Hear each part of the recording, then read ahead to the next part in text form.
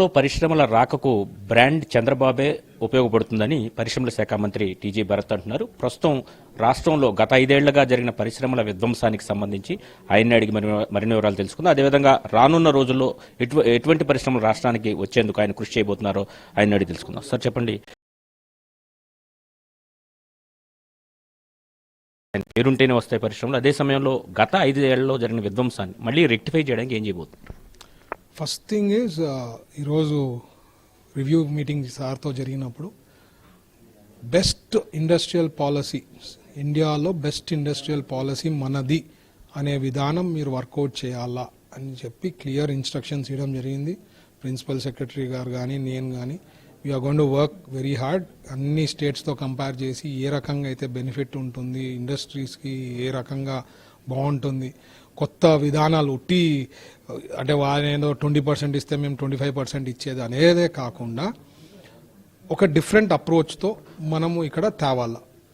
ఒకటి మేజర్ నేను అనుకోవడం, ఇండస్ట్రీ పెట్టాలనుకున్నప్పుడు మామూలుగా అయితే ఇండస్ట్రియల్ పాలసీ ఉంటుంది, ఓ ఎంఓయూ చేస్తారు, తర్వాత ఏముంటుంది ప్రతి ఒక్క డిపార్ట్మెంట్తో ఫాలో అప్ చేసుకోవడము, వాటర్ అనుకోండి, ఎలక్ట్రిసిటీ అనుకోండి, ఎన్విరాన్మెంట్ అనుకోండి, ఇలాంటివి చాలా ఉంటాయి.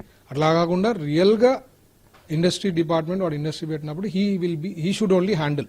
ఆయనకి ఇంకా ఈ ఇండస్ట్రీ పెడుతున్నాం, మాకు అప్రూవల్స్ అన్ని తెచ్చి మా టేబుల్ పైన పెట్టాలా, అట్లా we should work out something different. అట్లాంటి విధానాలు తేవడము. సో బెస్ట్ ఇండస్ట్రియల్ పాలసీ తెచ్చినామంటే ఆటోమేటిక్గా చంద్రబాబు గారు అంటే ఒక నమ్మకం. ప్రతి ఒక్కళ్ళు ఇండస్ట్రియలిస్టులు ఈరోజు మీరు చూస్తే ఆక్యుపెన్సీ ఆఫ్ హోటల్స్ కానీ లేకపోతే ఫ్లైట్స్ కానీ భయంకరంగా పెరిగిపోయింది. హైదరాబాద్ టు విజయవాడ కానీ బాంబే నుంచి ఇమీడియట్గా ఫ్లైట్ పెట్టడం జరిగింది. సో ట్రాఫిక్ పెరిగిపోయింది కాబట్టి అది ఎందుకు అంటే చంద్రబాబు గారు ఉండే ఇమేజ్, ఆయన అంటే ఒక నమ్మకం. ఎందుకంటే ఆయన ఒక క్రియేటెడ్ హిస్టరీ. ఈరోజు హైదరాబాద్ ఎవరికి నచ్చినా నచ్చకపోయినా it is because of Chandrababu గారే హైదరాబాద్ ఈజ్. దాని పక్కన సిబిఎన్ హైదరాబాద్ అనొచ్చు, లేదా హైదరాబాద్ సిబిఎన్ అని చెప్పొచ్చు. అట్లా so there lot of things, revolutionary things ఆయన చేశారు కాబట్టి ఆయన వచ్చిన తర్వాత ఇండస్ట్రీస్ వస్తాయి. ఇప్పుడు మాకు ఆల్రెడీ చాలా మంది కాంటాక్ట్లో ఉన్నారు. అవి గ్రౌండ్ చేసేకి వీల్ పుష్ హార్డ్.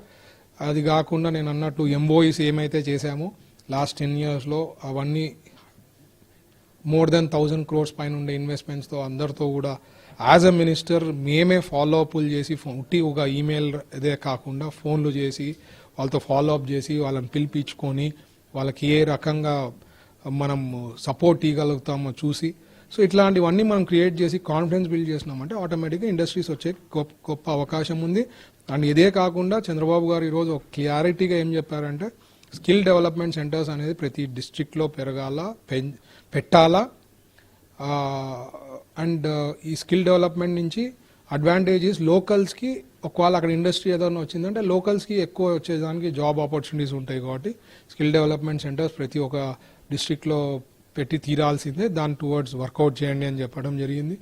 ఇదే కాకుండా ఇన్సెంటివ్స్ ఏదైతే దాదాపు 10,000 కోట్ల వరకు ఉంటుంది, 5,000 కోట్లు ఉంది, ఇంకా 5,000 శాంక్షన్ అయ్యేది ఉంది.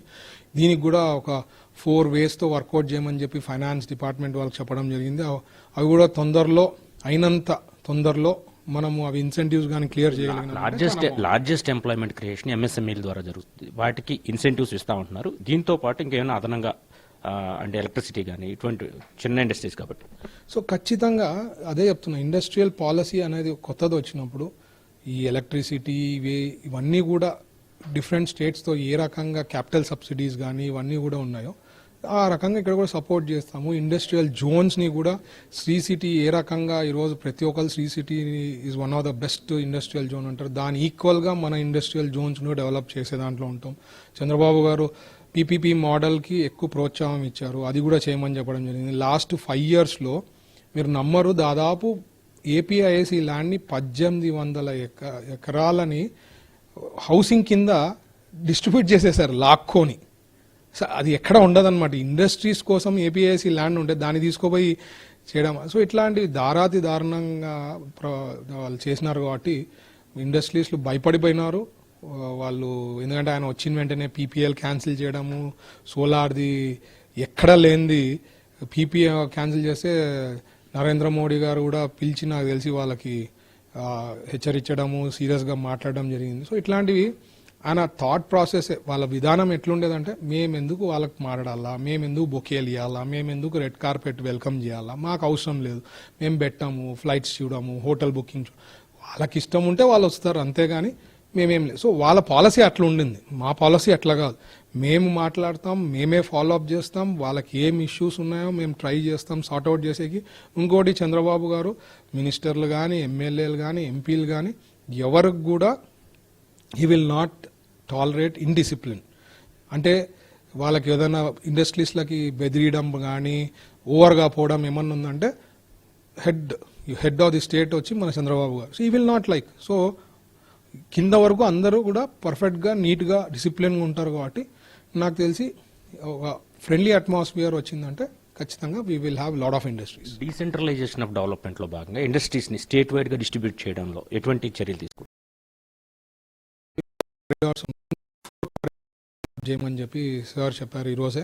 సో ఈ కారిడార్స్ అన్ని డెవలప్ అవుతుందంటే ఒక చోటనే కాకుండా డిఫరెంట్ ఏరియాస్లో కూడా డెవలప్ అవుతుంది. ఒక పెద్ద ఇండస్ట్రీ వచ్చిందంటే దాదాపు ఇప్పుడు మీకు బీపీసీఎల్ గ్యారంటీ వస్తుంది ఎక్కడ అనేది తెలియదు, బట్ అక్కడ వచ్చిందంటే 2-3 డిస్ట్రిక్ట్స్కి ఇంపాక్ట్ ఉంటుంది. అట్లా ఇంకా ఒక పెద్ద ఇండస్ట్రీ 75,000 crores వాళ్ళు ఇంట్రెస్ట్ చూపించారు. లాస్ట్ టైం వాళ్ళు రావడం జరిగిందంటే ఇక్కడ ఏం పట్టించుకోలేదన్నారు. సో వాళ్ళతో ఆల్రెడీ కలిసడం జరిగింది. సో తొందరలో వాళ్ళతో కూడా డిస్కషన్ ఉంటుంది, వాళ్ళని కూడా గ్రౌండ్ చేసే దాంట్లో ఉంటాం.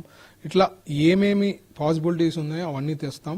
Will work towards it. ఫైనల్గా విషయం చెప్పండి సార్, మీ గవర్నమెంట్ రాగానే బీపీసీఎల్ వచ్చింది, విన్ఫాస్ట్ వచ్చింది, గతంలో కూడా ఈ కంపెనీలన్నీ కూడా వచ్చినాయి అంటున్నారు. అప్పట్లో కాన్ఫిడెన్స్ లేక వాళ్ళు వెనక్కి వెళ్ళిపోయారు. ఇప్పుడు కాన్ఫిడెన్స్ని బిల్డ్ చేయడం అంటే వీరిద్దరే కాదు, మిగతా చాలా కంపెనీలు కూడా మిమ్మల్ని అప్రోచ్ అవుతుంది. కాన్ఫిడెన్స్ బిల్డ్ చేయడానికి ఏం చేయబోతున్నారు? అదే ఇప్పుడు మనము ఫస్ట్ ఆఫ్ ఆల్ వాళ్ళకి మేము వస్తే మీరు మాకేం షేర్ ఇస్తారు లేకపోతే ఏం పర్సంటేజ్ ఇస్తారని మేము అడగం. సో దట్ ఇట్ సెల్ఫ్ మనము వాళ్ళకి ఏం కావాలో అది మాట్లాడతాం, వాళ్ళ ఇష్యూస్ ఏముంది అది సార్ట్అవుట్ చేసే దాంట్లో ఉంటాం. వాళ్ళకి ఏమి ఇన్సెంటివ్స్ మనం కొత్త పాలసీ తెచ్చిన తర్వాత ఈ రకమైన ఇన్సెంటివ్స్ ఉంటే అవి ఎన్ష్యూర్ తెచ్చే చూస్తాం. ఆటోమేటిక్గా కాన్ఫిడెన్స్ అనేది వస్తుంది. అవి చేస్తే there is nothing like that. And as an industries నేను కూడా దాదాపు 23-24 years పైన నేను ఇండస్ట్రీలో ఉన్నా. సో అక్కడి నుంచి ఆ యాంగిల్లో నేను I know what issues, what problems. నేను ఇప్పుడు గవర్నమెంట్లో వచ్చిన, సో ఏవేవైతే సాల్వ్ చేయగలుగుతాం ఇండస్ట్రియలిస్ట్కి హ్యాపీగా ఏ రకంగా సపోర్ట్ ఇవ్వగలుగుతాం అనేది నాకు ఒక ఐడియా ఉంది. కాబట్టి it will be very helpful అని నేను అనుకుంటున్నాను. లాస్ట్ 5 yearsలో వెనక్కి వెళ్ళిపోయిన ఇండస్ట్రియలిస్ట్కి మీరు ఏమైనా చెప్పదలుచుకుంటారు? ఖచ్చితంగా వాపస్ రండి. Chandrababu garu is going to be there for another 20 years. So మీకు ఏమీ టెన్షన్లే, ఈ 5 ఏళ్ళే కాదు ఇంకా 20 years ఉంటుంది మన తెలుగుదేశం గవర్నమెంట్, ఎక్కడికి పోదు. సో ఏవైతే మీరు ఉన్నారో నాకు అప్రోచ్ కాండి, కాల్ మీ, లేదంటే నాకు ఈమెయిల్ పంపించండి, లేకపోతే వచ్చి కలిసండి. We're there to support you అండి. Thank you. మొత్తం మీద ఎక్కడ ఉన్నప్పటికీ కూడా గతంలో వచ్చి వెళ్ళిపోయిన ఇండస్ట్రియలిస్టులు అందరూ కూడా రాష్ట్రానికి రావాలి, మీరు వస్తే మీకు ఫుల్ సపోర్ట్ చేయడానికి మేము సిద్ధంగా ఉన్నామని టీజీ భరత్ గారు చెబుతున్నారు. అదే సమయంలో ముఖ్యమంత్రి గారు కూడా ఇండస్ట్రీలకి ఇన్సెంటివ్స్ ఇవ్వడంలో కానీ పూర్తిగా సపోర్ట్ చేయడంలో కానీ ముందుంటారని ఆయన చెబుతున్న పరిస్థితి అయితే ఉంది. ఇది ఇక్కడ పరిస్థితి. కెమెరా పర్సన్ సుబ్రహ్మణ్యంతో సత్య, ఏబిఎన్ ఆంధ్రజ్యోతి, అమరావతి.